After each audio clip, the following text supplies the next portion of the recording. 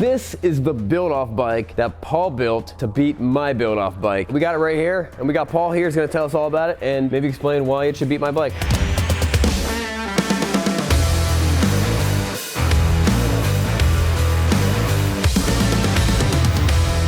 Paul? Hey, bro. Why? Because it's probably to start with the $10,000 paint job. It's got a nice look. It is. Well, my bike was kissed by the fire. Yeah. And that's unduplicatable. I appreciate rat bikes. Yeah. You know, that's what I would consider a rat bike. Yeah, 100%. Yeah. This is your first experience on a Japanese bike. Yeah, with a metric bike, yeah. What'd you think? First of all, I think the bike's great. Even before I did anything with it, it was a nice running bike. Yeah. You know, went down the road nights. I really liked it. But, you know, it was a little bit challenged because the bike is so big. You know, the gas tank was like that. Yeah. I didn't know what was underneath there. I had somewhat of a vision what I wanted to do. I liked the front end. You know, I got rid of all the garbage, the windshield and all the spotlights and all that stuff, which cleaned it up nice. It's a nice looking front end. I like the lower legs on it. It has nice wheels on it. And listen, the chrome was nice on it when I bought it. Yeah, I bet the tank was about this wide. Yeah, and when easy. It kept on being wide to the end. Yep. Because it covered up this whole engine, and then the seat was about this wide the whole way over there. Well, the seat covered up a lot of sin, you know what I mean? There's only so much that I could do with that. Right. I didn't want to rewire the bike, you know, so Right. we used most of the same wiring. This here had that big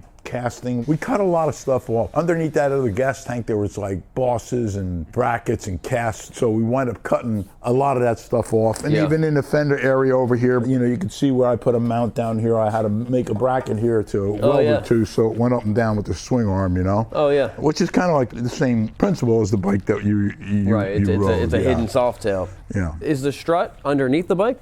Yeah, you see the shock? There's two of them. Oh, yeah, I see it. Yeah. Did you sit on this bike yet? No, I have not. It's nice and low, Yeah.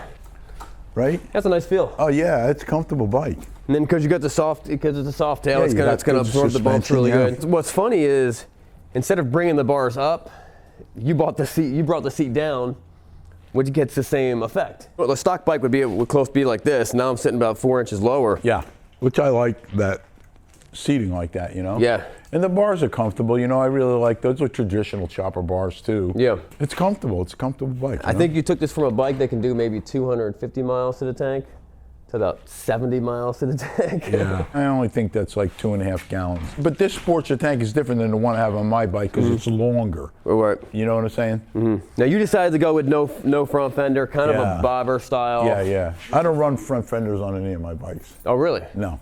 Oh, I didn't know. Never. That's interesting. Yeah. I'm noticing that right now. Yeah. Nobody ran front fenders back in the day, you know? Yeah. Do you ride in the rain a lot? No. I've been caught in the rain, like big downfalls where you really couldn't even see, you know, in major traffic. I don't think a fender's gonna hurt or help you that much in that situation anyway. I mean, I'm sure it helps, you know, but even with the tire like this at Roosters, it comes back up and hits you in the back, you know? Right. And then this is, you added this. What's the story behind this? The sissy bar. Yeah. To support the back fender. It's funny because I already had this made for another bike. Oh, okay. It fit right on. Yeah, oh, that's cool. I was going to make one, you know, and we had it in the corner over there, and I just put it on. It fit perfect. You know how to make the mounts and mount it, but I actually made that for a Harley, I think it was. Yeah, and I didn't care for it that much, so. You know, I didn't even think that this was actually used to being, like, this is another point to hold the fender on there. I don't know why my mind didn't go that way, but. Yeah, you have to mount it in 2 spots. That's a completely different fender, right? Completely, yeah. And it's a full-size fender, but you just kind of turned it down the whole way. Yeah. It's pretty interesting. Yeah, it's a narrow fender. It covers the wheel almost perfectly. Yeah, I kind of like the look of the tire, you know? Yeah. What drew you to this bike for you to pick the bike? You know what? When I was walking around, that guy has like 50 bikes there. You know, he kept showing me bikes, and I said, that bike looked new. Yeah. You know, so, you know, he wanted 45 or something like that. I told him the deal. I said, you know, we're doing a build off and that I only have $3,000 to spend. He went back to the guy that owned the bike and he said, you know, yeah, I'll sell it to Paul Sr. for $3,000, you know, so. So you cheated. Yeah, I cheated. Yes, I did. But a little bit. You gonna buy some more Japanese bikes after this? Have you fallen in love with Japanese bikes? No. No. No. I like this bike. I really like this bike. I would put this bike in my collection and I would ride it. Yeah. You know? But It's an easy bike to ride. It's an easy bike to ride.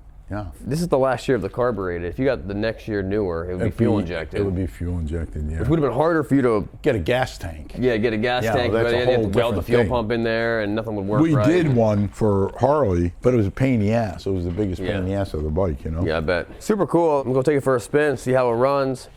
I've ridden a bunch of these bikes, you know, in stock. I've never seen one modified other than just, you know, painting it. Yeah.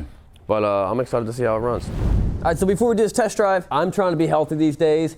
And one of the things I'm doing to be healthy is using AG1. When we travel, we get to travel with these little AG1 packs. The cool thing about these things is it's a blend of 75 vitamins, minerals, probiotics, and whole food sourced ingredients designed to drink first thing in the morning. Now, it's not first thing in the morning, so you don't have to drink it first thing in the morning. But you can. Yo, Sean, you're the best at doing AG1. So normally what I like to do, I don't want to waste my time shaking it. I'll just strap this thing to the back of the bike, let the bike do the work, shake it for me. But since I don't got time, I know a lot of you guys are dealing with, one, not getting the vitamins you need, two, not eating any vegetables because vegetables are gross. Also, a lot of people are dealing with gut health. That was what really interests me in AG1. Gut health is really important for digesting things. This stuff has all things to help you out with it. It's got probiotics, prebiotics, all the biotics. I know it's healthy stuff, and it tastes pretty good. I've had some things like this, and they were awful. This one's pretty good. So use the link in the description or scan the QR code to subscribe and save $20 off your first subscription of AG1. Let's do the test drive. All right, so before we take this thing for a spin, let's do the words of wisdom real quick. Jude 1:22, and have mercy on those who doubt. All right, Joe, lead the way. Put it in gear, Joe.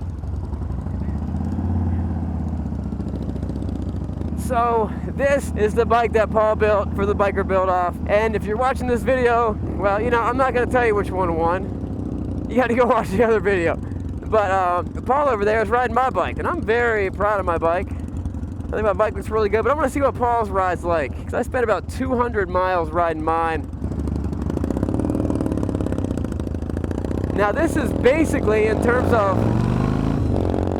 engine-wise, just a stock Roadstar. I believe it's a 1700cc bike, and it feels like it. It feels good. Now, what the modification in the seat did was that brought me about 4 inches lower than what it would normally sit. It also gave me a lot narrower of a seat, which makes it feel a lot more like a chopper because even though the bars are not raised, I got lower, which means my hands are up a little bit higher.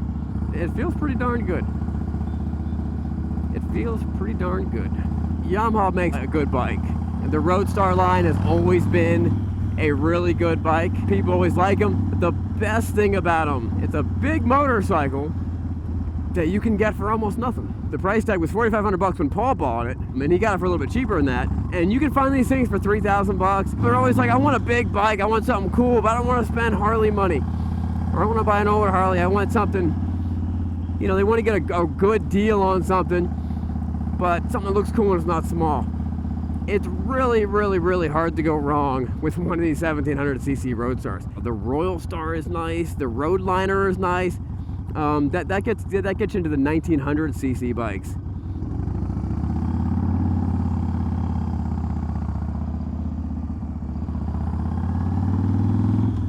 It's pretty cool that I'm riding down the road and Paul Sr. is riding a motorcycle that I built. Actually, I pulled out of the trash. That's pretty exciting for me.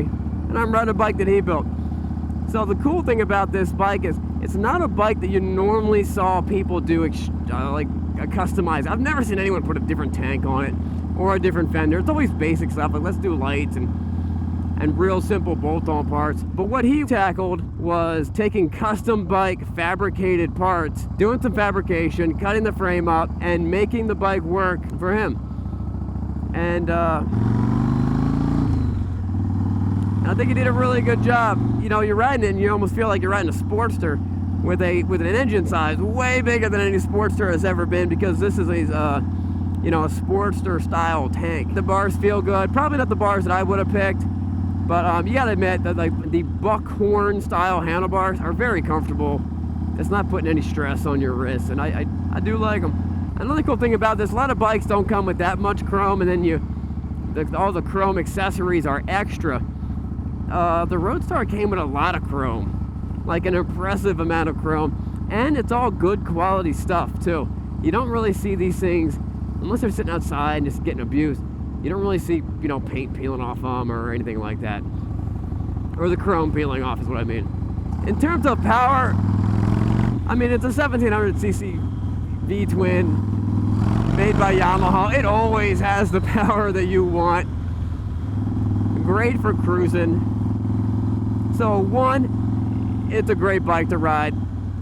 Two, very impressed with the, I didn't know it was so customizable.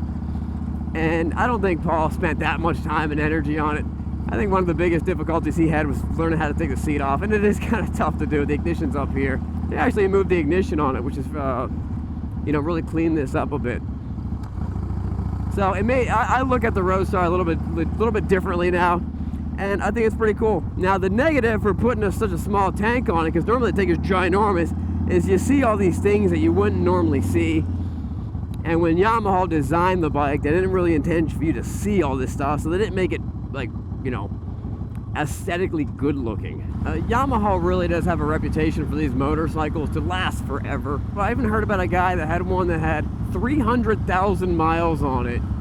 Now, other than oil changes and tires and brakes, never did anything to it. And even it was the original belt. Like, it's a belt drive bike. So if you're not really like dumping the clutch and really snapping that belt, it could last for a long time. All right, guys, I had a blast riding this bike. Remember, it is not what you're riding, but where you're going. We'll see you next time. Also, YouTube thinks you might like this video right here, and I think they might be right.